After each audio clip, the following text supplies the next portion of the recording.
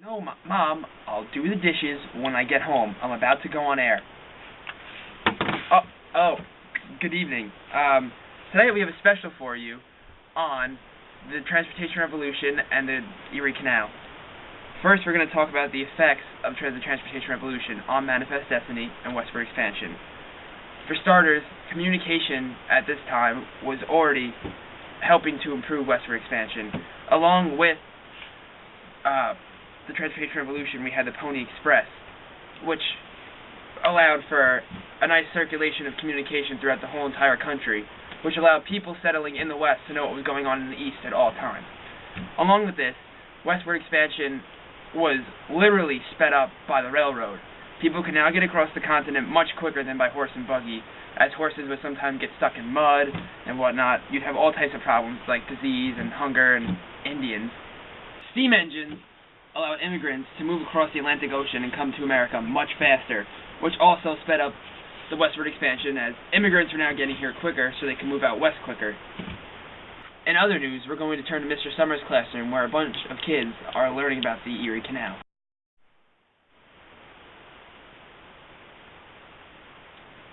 Today, the lesson plan is to learn about the Erie Canal. New Yorkers themselves dug out a canal connecting the Hudson River to the Great Lakes.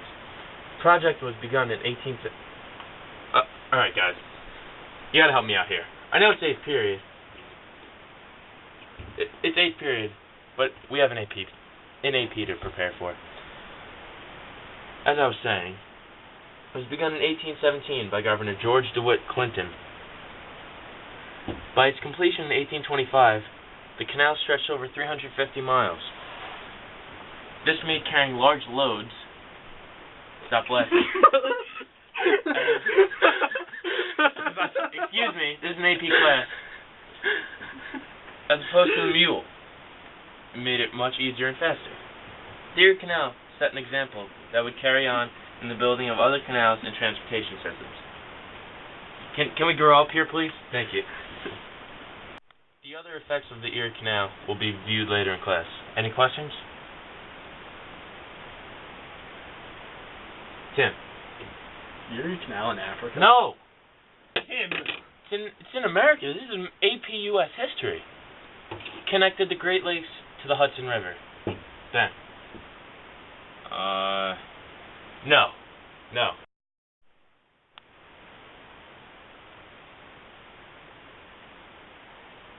Alright, class is up. Why is there a bed in the classroom? Ben, wake up. Ryan, wait. Alright, this class dismissed.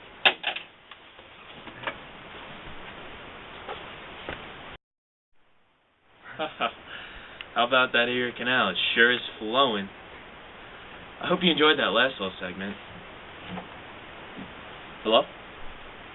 Yeah. No, really? Okay, thank you. Breaking news. Now we're going to Tim at the battlefield, where Southerners and Northerners are debating over where the Transcontinental Railroad should be placed. A fight has just occurred where the railroad should be placed.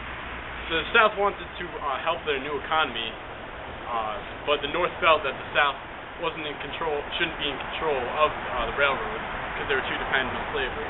Being from Massachusetts myself, I should go out there and help. You know it! I hate you! You want to Confederacy! You know... Do it! We want the railroad! We want the railroad! No! We want the railroad! No! Brother! That was brutal. I hope the railroad will turn out okay, and the North will do fine. Well, seems we have the weather report with Scott. Scott? It's raining sideways! Thanks, Scott.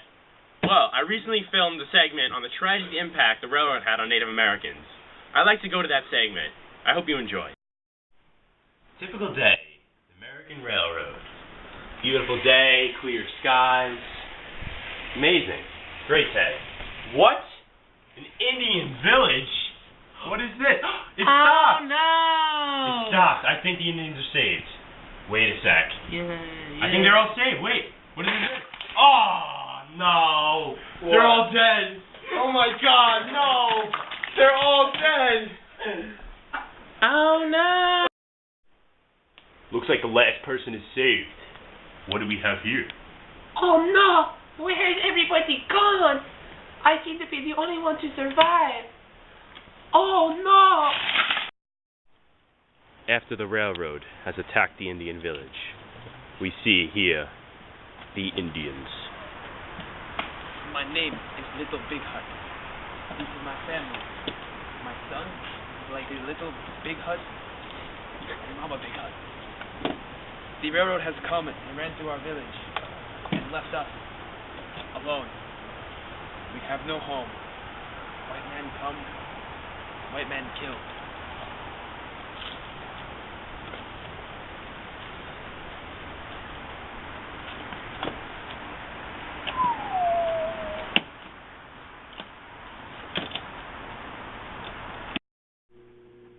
So sad. But on a more serious note, we turn to the effects of the business world. Here's the big business Summers' biz on their intake of the transportation revolution. Today I brought you here to this presentation to talk about the impacts of the transportation revolution on our economy. Indeed. First, let's take a look at how the canal has helped us.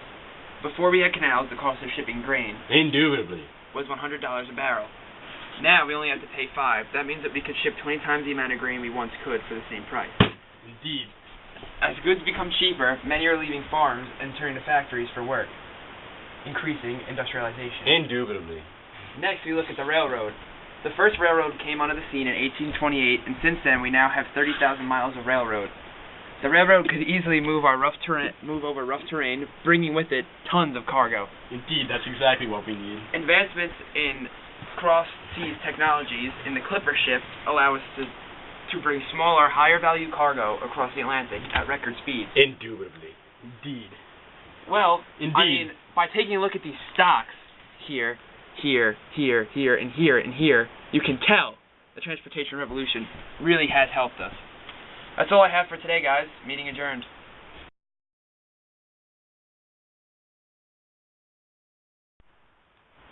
After the railroad has come, we see here the Indians.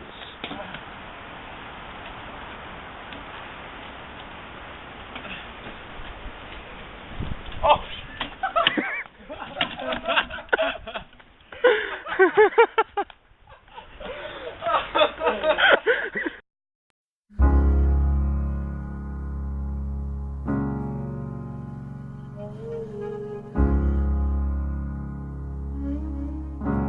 Spend all your time waiting for that second chance.